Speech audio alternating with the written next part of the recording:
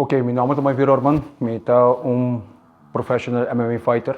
Mi está campeão da divisão de heavyweight sul-americano, preparando atualmente para o next event, que vai tomar lugar na Paraguay, Asunción. Dengan sa akin, mi vai estar brincando para o título de light heavyweight. Mi está heavyweight champ kaba, tem 135 kg. Então, okay namin tayo indo pa o título de light heavyweight. Preparação abay hopi bom. Den 2 luna e meio, mi baha mi 35 kg maneira ko mi aplanya. Paso mi doon atleta jawar kinang mi treino hopi tempo kaba. Mi sa ko pa baha peso de 135 kg, mi alogrei ka 100 kaba.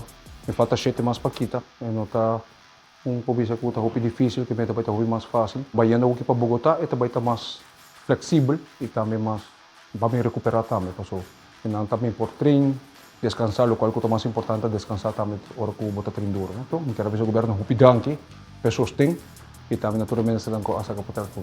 Aruba, me te invita boso nang, dentro de pouco me te anuncia Fire and Flames, também tá sports bar, eigenlijk ko também passa e peleia, pero dentro de pouco também tem mais informação over the sea.